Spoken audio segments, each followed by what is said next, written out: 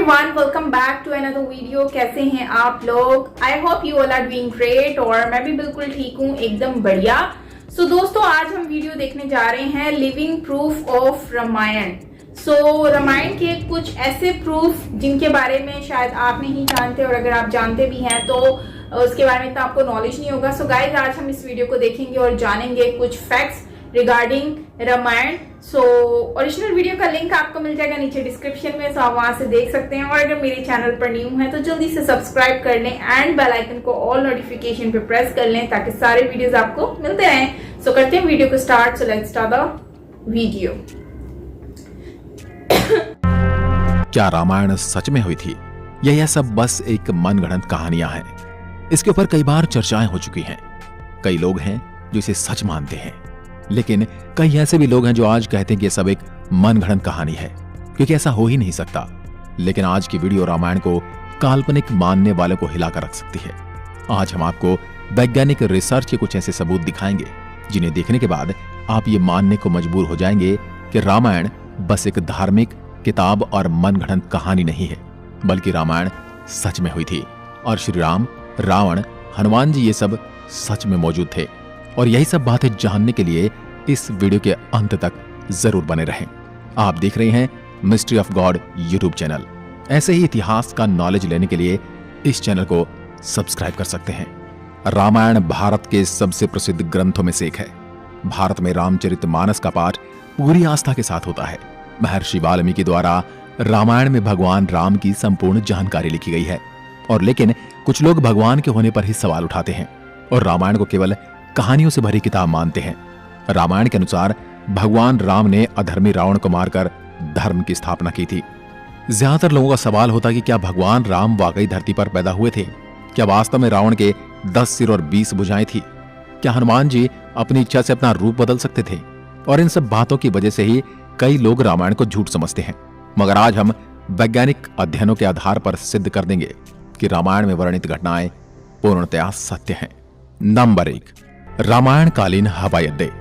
जितना हम रामायण को भारत में मानते हैं, उतना या फिर कहूं कि उससे भी ज्यादा श्रीलंका में माना जाता है। और इसीलिए श्रीलंका में रामायण अनुसंधान टीम ने रावण के रामायण काल के 4 हवाई अड्डे खोजने का दावा किया है। पिछले 9 वर्षों से यह ऑर्गेनाइजेशन श्रीलंका के कोने कोने की छानबीन कर रही थी। यहाँ उन्हें कई जानकारी और अवशेष मिले, परंतु 4 सालों में लंका के दुर्गम स्थानों की खोज के कारण रावण के 4 हवाई अड्डे हाथ लगे। रामायण अनुसंधान टीम के अध्यक्ष अशोक कैंट का कहना है कि रामायण की लंका वास्तव में श्रीलंका की है। यहाँ उसान गोड़ा, गुरुलोपोथा, तोतुपोला कंदा और वरियापोला नामक 4 हवाई अड्डे मिले हैं। और इन्हें हवाई अड्डों से रावण पुष्पक विमान को आसमान में उड़ाता होगा। और यह हवाई अड्डे न सिर्फ ये बताते हैं कि रामायण सच में हुई थी, पर यह भी बताते हैं कि उसमें लिखी गई सारी बातें जिन पर हमें यकीन नहीं होता, वो भी सच हैं। नंबर 2, रावण का महल। रामायण के अनुसार रावण सोने की लंका में रहा करता था, जिसे हनुमान जी ने जला दिया था।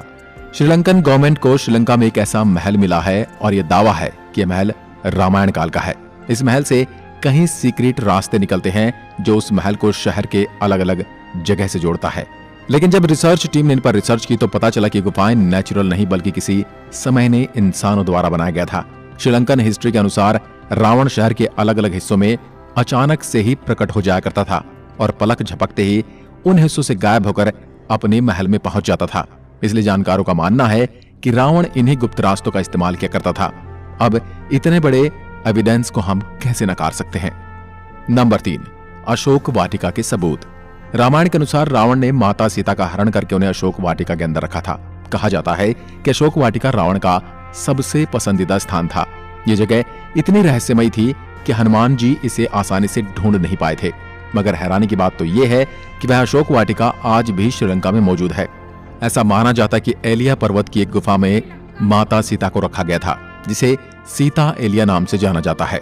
यहाँ सीता माता का एक मंदिर भी है जिसे विरांग टोक कहते हैं और वही आंगना से 10 किलोमीटर की दूरी पर है। यहीं पर सीता जी का अपहरण कर पुष्पक विमान को उतारा गया था। मगर यहाँ पर जिस बात ने सबसे ज्यादा चौंकाया वो यहाँ मौजूद पेड़ हैं। रामायण ग्रंथ में इस बात का जिक्र मिलता है कि अशोक वाटिका में अशोक के वृक्ष बहुत ज्यादा थे, इसलिए इसका नाम अशोक वाटिका रखा गया था। अब जैसा रामायण में इस वाटिका के बारे में कहा गया था, वैसा आज यह गार्डन है, जो कि इसे हम रामायण कालीन एक सबूत मान सकते हैं। नंबर 4, द्रोणगिरी पर्वत। दोस्तों, रामायण में लिखा हुआ है कि युद्ध में जब मेघनाद द्वारा लक्ष्मण जी मूर्छित हो गए थे, उनकी जान बचाने के लिए संजीवनी बूटी की जरूरत पड़ी, जिसके लिए जड़ी बूटी लाने का जिम्मा हनुमान जी को दिया गया था। तब हनुमान जी संजीवनी बूटी लाने के लिए द्रोणगिरी पर्वत पर गए थे। हनुमान जी को जब संजीवनी बूटी का पता नहीं चला तो वह द्रोणगिरी पहाड़ के एक टुकड़े को ही उठा कर ले आए। मान्यताओं के अनुसार ये वही पहाड़ है जो आज भी वहां पर मौजूद है। कुछ लोग इसके बारे में कहते हैं कि आज भी उस पर्वत पर वह निशान मौजूद है जहां से हनुमान जी ने उसे तोड़ा था, लेकिन जिस पर्वत का जिक्र रामायण में मिलता है वहां आज मौजूद है। जड़ी बूटी देने के बाद हनुमान जी ने इस पहाड़ के टुकड़े टुकड़े कर इसे श्रीलंका में फेंक दिया था। जहां जहां इस पहाड़ के टुकड़े गिरे वहां के पेड़ पौधे और जड़ी बूटी बाकी जगहों से अलग होती हैं। और सच में श्रीलंका में कई कमाल की जड़ी बूटियां मिलती हैं। श्रीलंका में हिमालय की जड़ी बूटियों का मिलना इस बात का पर्याप्त सबूत है कि लक्ष्मण जी को संजीवनी देने की घटना पूर्ण रूप से सत्य है, क्योंकि ये जड़ी बूटियों के पौधे उस स्थान पर मिले हैं जहां पर लक्ष्मण जी को संजीवनी दी गई थी, जबकि दूसरे हिस्से में इस प्रकार की कोई जड़ी बूटी नहीं मिलती।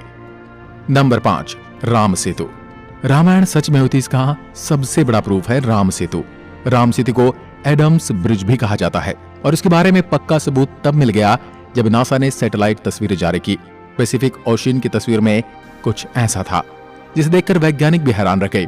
पैसिफिक ओशियन के हिस्से में साफ तौर से पत्थरों की एक लाइन बनी हुई नजर आ रही थी। जब वैज्ञानिकों ने इसे तस्वीर पर ज्यादा स्टडी की तो पता चला कि ये पत्थरों से बनी लाइन है। भारत के धनुषकोडी से श्रीलंका के मन्नार द्वीप तक बनी हुई है, जो लंबाई में करीब 30 किलोमीटर तक हो सकती है। पैसिफिक ओशियन में जिस हिस्से में नासा के वैज्ञानिकों के पत्थर से बना पुल नजर आया था, ये वही जगह है जिसका जिक्र रामायण में मिलता है। और अमेरिका के एक आर्कियोलॉजिकल रिसर्च टीम ने भी अपने रिसर्च में इस बात का दावा किया था कि तमिलनाडु और श्रीलंका के बीच मौजूद राम सेतु वो असल में एक मैन मेड ब्रिज है जो कई हजार साल पहले इंसानों ने बनाया था। माना जाता है 15वीं शताब्दी तक यह पैदल पार करने लायक था, लेकिन इतना ज्यादा समय बीत जाने के कारण यह पुल अपने पूर्ण स्वरूप में नहीं रहा। वैज्ञानिक दृष्टिकोण से इस फैक्ट को हम रामायण के एविडेंस के रूप में देख सकते हैं। नंबर 6, सुग्रीव की गुफा। बाली के डर से सुग्रीव जिस गुफा में रुके थे वह गुफा आज भी मौजूद है। रामायण के अनुसार बाली ने दुंदुबी नामक राक्षस को मारकर उसका शरीर कुछ दूर फेंक दिया था। हवा में उड़ते हुए दुंदुबी के खून की कुछ बूंदें मातंग ऋषि के आश्रम के ऊपर गिर गई। ऋषि ने अपने तप के बल से जान लिया कि किसकी हरकत है। फिर क्रोधित ऋषि ने बाली को श्राप दिया था कि कभी भी ऋषि के पर्वत के क्षेत्र में आएगा तो उसकी मृत्यु हो जाएगी। सुग्रीव को राज्य से निकाले जाने पर वह इसी जगह पर आए थे, क्योंकि वह जानते थे कि बाली यहाँ नहीं आ सकता। यहीं पर उनकी मुलाकात राम जी से भी हुई थी और बाद में राम जी ने बाली का वध किया था और सुग्रीव को किष्किंधा का राज्य सौंप दिया था। और ये सारी गुफाएं आज भी मौजूद हैं। नंबर 7, राम सेतु के पत्थर। भगवान राम ने समुद्र को पार करने के लिए बंदरों की सहायता से लंका तक पुल बना दिया था। कहा जाता है कि इस पुल के माध्यम से श्री राम की पूरी वानर सेना रावण से लड़ने लंका गई थी। मगर हैरानी की बात तो यह है कि राम सेतु में इस्तेमाल किए जाने वाले पत्थर आज भी मौजूद हैं। राम सेतु पुल के पत्थर पानी पर तैरते थे। रामेश्वरम में सुनामी के दौरान कुछ पत्थर जमीन पर आ गए थे। शोधकर्ताओं ने जब उन्हें दोबारा पानी में फेंका तो वह तैर रहे थे, जबकि दूसरे पत्थर पानी में डूब जाते थे। शोधकर्ताओं के अनुसार इसके लिए एक विशेष प्रकार के पत्थर का इस्तेमाल किया गया था, जिसे विज्ञान की भाषा में प्यूमाइस स्टोन कहते हैं। यह पत्थर पानी में नहीं डूबता और तैरने वाला यह पत्थर ज्वालामुखी के लावा से आकार लेते हुए अपने आप बनता है। ज्वालामुखी से बाहर आता हुआ लावा जब वातावरण से मिलता है तो उसके साथ ठंडी या उससे कम तापमान की हवा मिल जाती है। यह गर्म और ठंडे का मिलाप ही इस पत्थर में कई तरह से छेद कर देता है, जिस कारण यह पत्थर पानी में नहीं डूबता। अब इन पत्थरों के पीछे का विज्ञान भी रामायण के समय उनको पता था और उन्होंने इस तकनीक का उपयोग राम सेतु को बनाने में किया था। यह रामायण का एक पुख्ता और मजबूत सबूत है। नंबर 8, जली हुई लंका के सबूत। रामायण ग्रंथ के अनुसार हनुमान जी ने लंका के सोने की नगरी को जला दिया था, मगर अभी कुछ एविडेंस मिले हैं जिन्हें लेकर कहा जा रहा है कि लंका के जलने के सबूत आज भी वहां पर मौजूद हैं। जिस जगह पर श्रीलंका को जलाया गया था वहां की मिट्टी आज भी काली है, जबकि उसके आसपास की मिट्टी का रंग वैसा ही है जैसा कि नॉर्मली मिट्टी का होना चाहिए। बस इतने से इलाके में ही काली मिट्टी मौजूद है जो कि जली हुई लंका के सबूत को बताती है। इस बात को भी हम एक इत्तेफाक कहकर टाल नहीं सकते। अब जब आपको इतने सारे प्रूफ दिए जा रहे हैं, यहाँ तक इतने सारे प्रूफ कोई इत्तेफाक नहीं हो सकते, तो इसलिए यही साबित होता है कि रामायण सच में घटित हुई थी। आपका क्या विचार है हमें कमेंट में लिखकर जरूर बताएं। एक बार फिर मिलते हैं एक और ऐसी दिलचस्प वीडियो के साथ। तब तक के लिए नमस्कार। जय हिंद, जय भारत, जय श्री राम।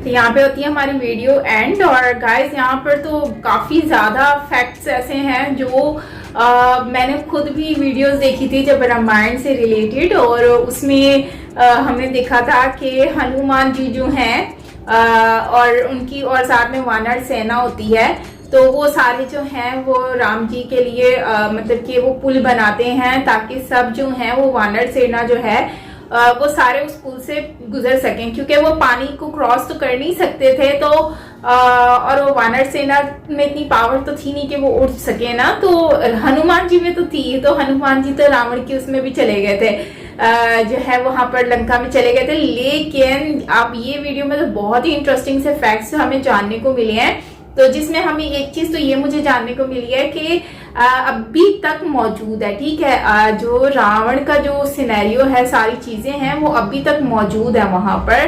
काफी सारे प्रूफ जो हैं वो हमें जानने को मिले रावण से रिलेटेड। एंड अगर हम उससे हटकर काफी सारी चीजें देखें तो जैसे कि पत्थर है जिसपे राम लिखा हुआ था और उन्होंने वो डाला था पानी के अंदर और वो तैरना शुरू हो गया था, एक तो वो प्रूफ अभी भी कहते हैं कि वो है, पत्थर बाहर आ गए हैं पानी से लेकिन स्टिल वो एग्जिस्ट करते हैं। दूसरा हनुमान जी जो हैं वो मतलब जब वानर सेना जो है वो जख्मी हो चुकी थी रावण से, जो है वो जब उनसे लड़ाई हो रही थी उस टाइम पर, तो उन्होंने हनुमान जी जो है जड़ी बूटियां लेने के लिए पहाड़ पर चले गए थे और वो पूरा पहाड़ ही उठा के ना उसका हिस्सा लेकर आ गए थे। तो कहते हैं कि वो वाला भी अभी तक मौजूद है। तो ये भी एक फैक्ट है, क्योंकि ये मैंने खुद भी पढ़ा था, तो मुझे देखा था वीडियो हमने, तो इसलिए मुझे इसके बारे में काफी हद तक नॉलेज है। एंड ऑल्सो एक और चीज के बारे में हमें पता चला और वो ये है कि रावण जो है उनको जिस तरह से उनके बारे में बताया गया है कि रावण जो होते हैं बेसिकली उनको उनसे लड़ाई करते वक्त काफी सारी चीजों को फेस करना पड़ा। और जहां तक मुझे लग रहा है तो रावण का जो लंका थी ना वो श्रीलंका की साइड पे कहीं थी, क्योंकि आप देखो श्रीलंका और नेपाल और भारत, रामायण का जो ताल्लुक है वो बेसिकली इन कंट्रीज के बीच में ही है, क्योंकि वहां पे पानी और नदी और ये सारा कुछ जो है ना वो वहीं पर ही नजर आता है। तो आई थिंक कि मुझे जो लग रहा है ना वो सारा ये रामायण जो है वो बेसिकली जो हुई थी ना वो इसी इन ही एरिया में हुई थी। बाकी गाइस आप लोग मुझे बताएंगे कि क्या सच है और जो है वो कहाँ तक बात सही है।